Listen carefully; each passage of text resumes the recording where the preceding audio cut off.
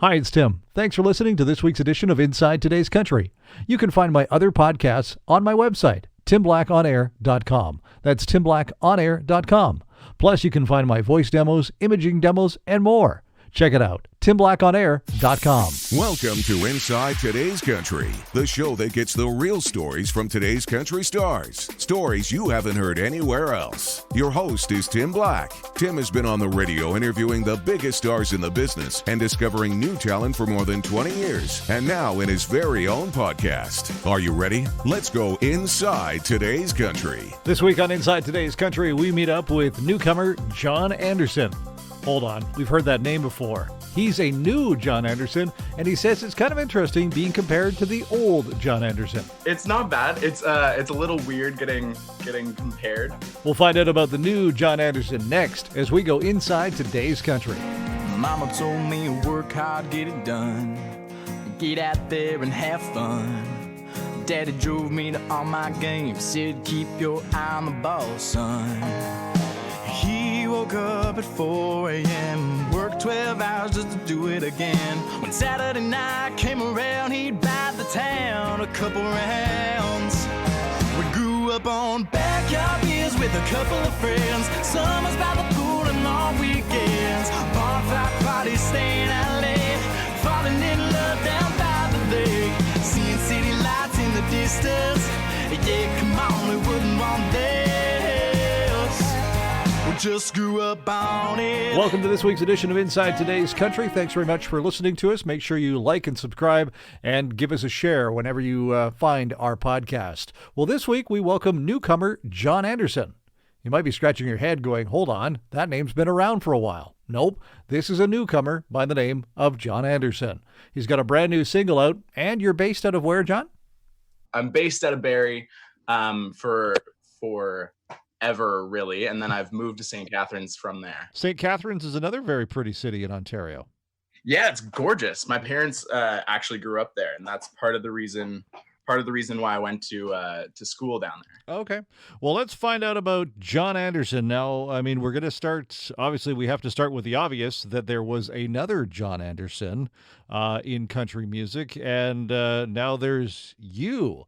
How do you feel about, kind of being the other John Anderson now, the new version of him, I guess? It's not bad. It's a little weird getting compared because I'm very different. If you listen to my music, I'm a little less traditional. Got a lot of rock, pop stuff into my style and how I play and how I write and things like that. But an amazing artist to get compared to and kind of have conversations about and stuff like that. Right. It's cool to go to radio stations and hear all the stories about people who've met him, who've been friends with him, and like a bunch of stories like that. So I'm really happy I get to hear all those things too. That's fabulous. Now, how did you get into country music? Let's find out a little bit about your backstory then. Well, I've always grown up with country music. I've listened to it forever, really. I always remember it being played in the car, going to like baseball games and things like that. I used to listen to like John Denver all the time, love Brad Paisley, like that sort of thing. Mm-hmm. So I've always had country music sort of surrounding me, but it's never up until, I say recently, I guess it's been like 5 years ago now. I've never been recently a passion of mine for music, but I sort of switched over when I picked up a guitar. My mom told me like, "Oh, why don't you try to pick up a guitar? Like, sing a little, sing the song you were playing." Mm-hmm. And I played it. I sent her a recording, and she's a teacher, and she was playing it in front of her students, mm-hmm. and her students were like, "Why are you playing Ed Sheeran? Like, why are you like?" I was playing a song called "Thinking Out Loud." Okay. And all of the students were like, "Why are you have never played a pop song in your life? Like, what are you doing right now?" And my mom didn't know what the song was, and she was like, "This is my son. I don't know what you guys are talking about." So ever since then, I've kind of gone around to different open mics and stuff like that. Mm-hmm. I originally started doing open mics. That's how I first got into it, and I kind of escalated from there. Got gigs, got festivals, Now, right now I have like 40 shows booked or something for the summer. Wow. But hopefully all of them Yeah, stay. We'll see what happens. But fingers and toes crossed, right? yeah, for sure. What was the open mic experience like for you? It's really, really cool, actually. There was an open mic in Stroud, which is just beside Barrie. That was my first one that I went to, and they held it on Sundays, and I would go and meet all the new people that would show up. There was always like a regular crowd that showed up and played their songs and stuff like that. So it's really cool. It's nice to meet other musicians when you're first getting into it. Everyone was really welcoming, and it was sort of like this big family. It was cool. What did you learn from those things and the people you were with? A lot. Yeah. It's really nice to meet people that are already sort of either in the industry right now or have been in the industry. So it's lovely to meet those people, and they kind of, every time you sort of play, they give you feedback on whether you were doing something right or wrong or whatever. That was the case. And I myself kind of, every time I play, I take a look at the crowd, see what people enjoy, see what people don't, and sort of grow and change based on that, and get better and better with every time I play. So it was really nice to have that as a sort of starting group for my career.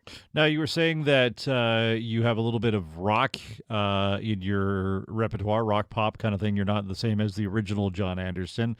How do you where do you see yourself fitting into the country music world? It's hard to say. I feel like it's pretty notable that the country music is starting to split a little bit. It's going, either some people are doing this pop sort of thing with like trap percussion and different things like that, and then some people are trying to go the more traditional route, keep those guitars in there and things like that. So I think where I prefer is the guitars, like things that fit well in a live setting, in my opinion. Mm-hmm.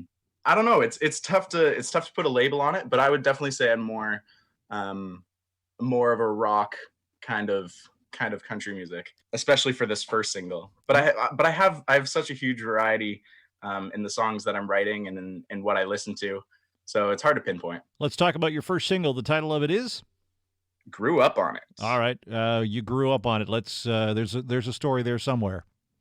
Yeah. At the time I was writing it, I really didn't have a song that was just me. Like, of course, when you're writing, you always have sort of your experiences, and you put what you really believe into the song to make it yours and to make it what you like. But I didn't have a song that was just, oh, this is who I am, this is what I grew up on, and that was kind of the start of it. Mm-hmm. And in the song, you can definitely tell, like, I grew up playing baseball a lot. I initially played baseball and hockey, and then I switched to all year round baseball, and then now I'm doing music. Mm-hmm. Took a hard right turn, but you can really see that in the songs, and it's nice to have a good community around me. We're always, especially in the baseball community, we're always very close and friendly with each other. Have a bunch of parties and things like that. And it's nice to have, and I think it's pretty relatable. I've been getting some feedback from just people I don't even know on Instagram and things like that, DMing me saying like, oh, this is so cool, like this really captures like my childhood and things like that, and it's really amazing to hear. What's it like, the process of writing your first single for somebody young like yourself and getting new to this? What was that experience like for you? It was great. Originally, I started out by winning a contest called the Magna Hoedown Showdown, I believe it's called. Okay. And part of the prize of winning that is writing with Beverly Mahood and recording a song. Mm-hmm. So initially, it started with that. I wrote in my first ever professional writing setting. I was in a hotel in Toronto, and it was me, Bev, and Chris Henderson. And wow. We wrote a song. Yeah, it was very, very cool. That was the real scary one, because that was the first time I'd ever really wrote a song with anyone who's anyone, sort of thing. Beverly Mahood and I go way back. She's a wonderful lady. That's amazing. Yeah. Yeah, she's awesome. I've gotten the experience to do, or I've gotten the opportunity to work with her a bunch. We've written and recorded a bunch of tunes right now. So that's really amazing. Excellent. Let's talk a little bit about baseball before we move on here. Favorite team? Ooh, I think I have to go with the Blue Jays. Oh, come on. Just That was the because- obvious answer. I know, but I think I have to do the obvious answer, just because I don't really have a team that I'm like, oh, this is my team. I've grown up with them my whole time. This is like who I'm rooting for always, no matter what. I'm a stats guy. I like to see what's new and exciting in the baseball world. Have you heard your song while driving in the car yet? And what was your reaction when you did? I have, actually. I just yesterday or something, the radio station, it's Kicxfm, and they're my local station. Yep.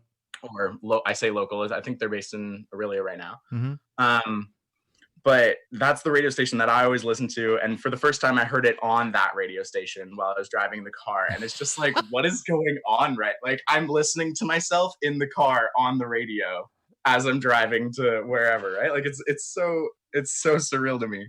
And everything's been really cool. Excellent. Let's find out a little bit more about John Anderson. If you're sitting down to have a snack, what are you eating? Mini eggs or a solid chocolate bunny? Oh, definitely mini eggs. All Mini right. eggs are amazing.